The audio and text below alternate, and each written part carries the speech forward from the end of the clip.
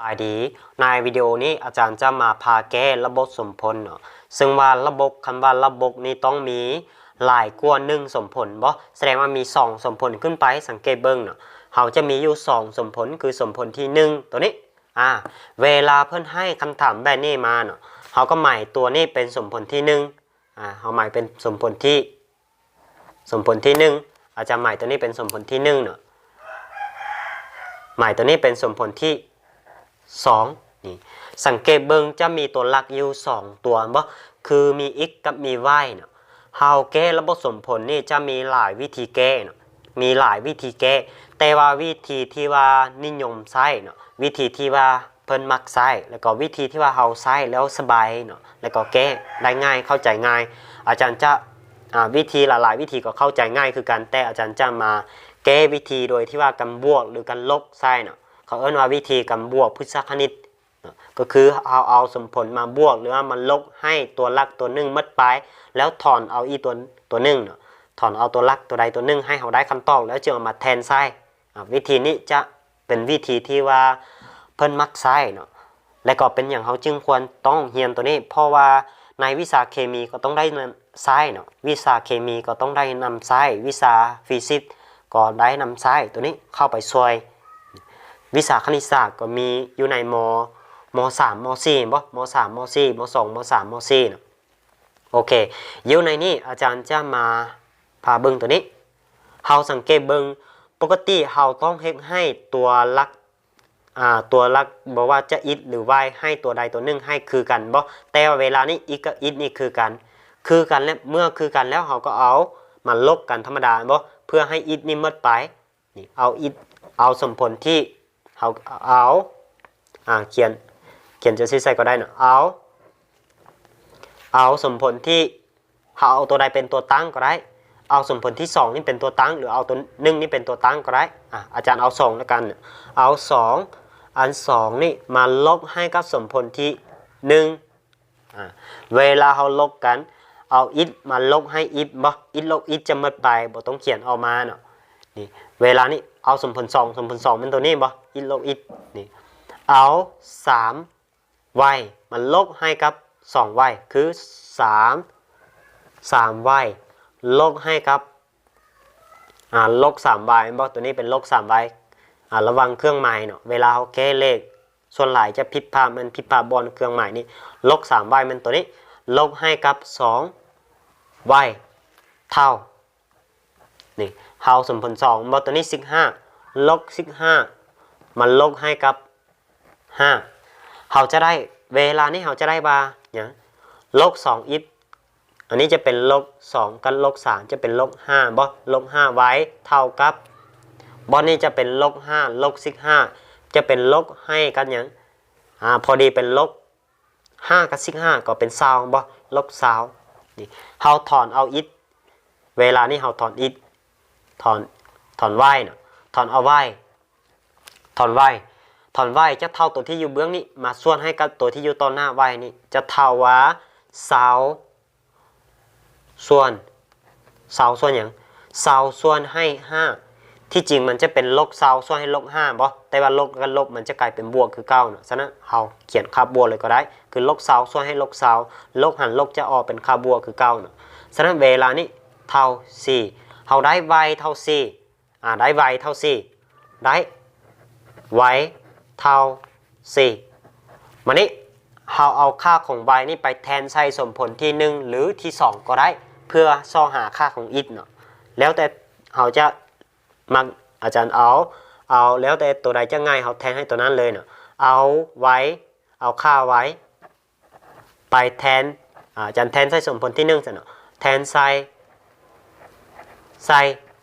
1ใส่สมผลที่1เราแทนใส่เวลานี้เราจะได้ x บวกให้กับนี่สมผลที่1เป็นตัวนี้บ่2y เท่าไหร่ y เท่า4แสดงว่า 2y แสดงว่า y คูณให้กับ4เท่า5นี่เวลานี้เราจะได้ x 428บวก8เท่า5จะได้ว่า x ย้ายตัวนี้ไปนี่เวลานี้มันจะอยู่ในหัวหางของสมผลธรรมดาบ่หัวหางของสมผลธรรมดาเราย้ายตัวที่บ่มีตัวหลักนี่ไปอยู่เบื้องนึง 5ลบย้ายมาจะเป็นลบ8นี่เป็นบวกบ่ย้ายไปเป็นลบ8นี่5ลบ8ยังเหลือลบ3บ่บวก5ลบ8อิทเท่ากับลบ3มันนี้ตอบคือใจผลของเราคือ s ตัวนี้นี่เป็น5กับ3อิทเท่า3y เท่า5อิทเท่าลบ3 y เท่า4โอเคอันนี้คือคำตอบวันนี้มาเบิ้งข้อที่2เบิ้งต่อข้อที่2เนาะข้อที่2นี่สังเกตเบิ้งเวลานี่ตัวหลักจะบวกคือกันบ่อีกกับอีนี่ก็จะบวกคือกันอันนี้1อีอันนี้3อีบ่อันนี้2y อันนี้4y เวลานี้เราจะหาตัวเลขตัวใดตัวหนึ่งมาคูณให้กับให้อีนี่ให้อีคือกันหรือว่าจะคูณให้ y คือกันก็ได้แล้วแต่เราจะมักเนาะอาจารย์เลือกเอาอีนี่เอาสังเกตเบิ่งอันนี้มี3อยู่ต่อหน้าบ่ฉะนั้นเราอยากให้ตัวเทิงนี่เป็น3เราต้องได้คูณ3เข้าบ่อาจารย์เอา3คูณให้กับอันนี้เราหมายเป็นสมผลที่1อันนี้หมายเป็นสมผลที่2เอา3คูณให้กับคูณให้สมผลที่1เราจะได้ว่า3เราจะได้นี่เราได้ว่า3อิทนี่3คูณให้2นี่เป็นลบ6y เท่า3คูณให้4นี่เป็นลบ12บ่ลบ4เป็นลบ12เวลานี้เราใหม่ตัวนี้เป็นสมผลที่3ก็ได้เนาะได้เป็นสมผล1จะกลายเป็นแบบนี้บ่แล้วสมผล2เรามาเบิ่งสมผลที่2ของเราเขียนคืนคือเก่าเอามาเขียนซะนี่3y 3อิทบวก 4y เท่า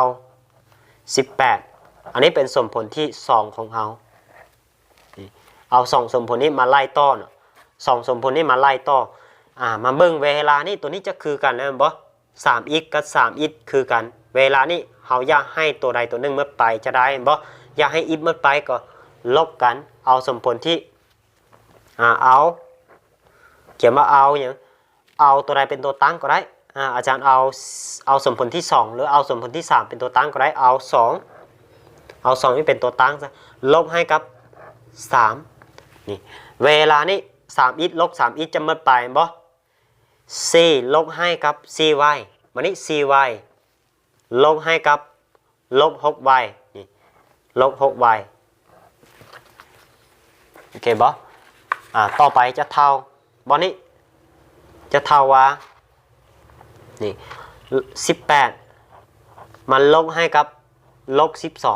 12โอเคบ่นี้4ลบจะกลายเป็นบวกบ่ลบ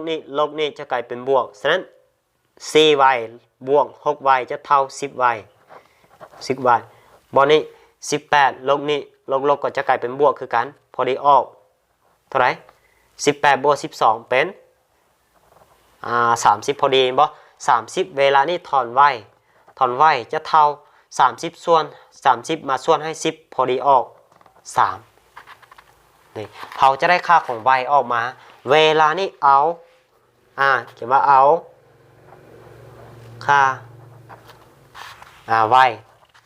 แทนใส่นี่สังเกตเบิ่งสมผล1สมผล2บ่จะแทนใส่สมผล1ก็ได้หรือว่าสมผล2ก็ได้เขาแทนใส่สมผลที่1ซะเนาะจะแทนใส่สมผลใดก็ออกคือกันคำตอบคือกันอาจารย์แทนใส่2น้องลงไปแก้ใหม่ลองเอาไปแทนใส่3เบิ่งสมผลที่2เบิ่งว่ามันจะออกคือกันบ่ก็แน่นอนบ่ถ้าไล่เลขถือก็ต้องออกคือกันเนาะอยู่ในนี้อิทเฮาเขียนอิทสมผลที่1นี่บ่อิทลบให้กับ2 y เฮาเท่า3เฮาก็คูณให้กับนี่ 2y เฮาก็คูณให้กับ3เท่าลบ4เขาจะได้ว่าอิท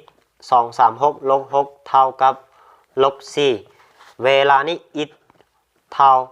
เขาจะย้ายไปเนาะบอนนี้สังเกตเบิ่งลบ4นี่จะอยู่คือเก่าลบ4นี่เขาย้าย6ไปจะเป็นบวก6 ฉะนั้นลบ4บวก6จะได้ลบ4บวก6ยังเหลือบวก2หรือว่า2เวลานี้จะได้ได้คำตอบคือ x เท่า x เท่า2 y เท่าอย่าง y เท่า3อันนี้คือคำตอบของเขาเนาะโอเคเบิ่งอีกตัวอย่างอีกข้อหนึ่งมึงมีตัวอย่างอีกบ่โอเคให้เบิ่งขึ้นข้อนี้ก่อนเนาะโอเคเบิ่งตัวอย่างข้อต่อไปเบิ่งตัวอย่างข้อที่3สังเกตเบิ่งตัวอย่างข้อที่3นี่เพิ่นจะล็อกเผาหน่อยนึงนี่สังเกตเบิ่งเพิ่นจะสลับที่กันบ่นี่สลับที่กันคือ y กับ x นี่อยู่สลับที่กันถ้าเขาอยากให้หยังเขาก็เขียนให้มันอยู่ในหูห้างคือ9บ่เขาก็สลับที่ก็ขึ้นให้มันคือเอาหยังเอาตัวนี้เขาจะสลับที่มาเขียนหูห้างไว้แบบนี้ 2x บวก y เท่า15มีแต่เขาเขียนเอาตัวนี้ออกมาเอา4นี่ลบ4มาเขียนไว้ทางหน้าลบ4x เนาะ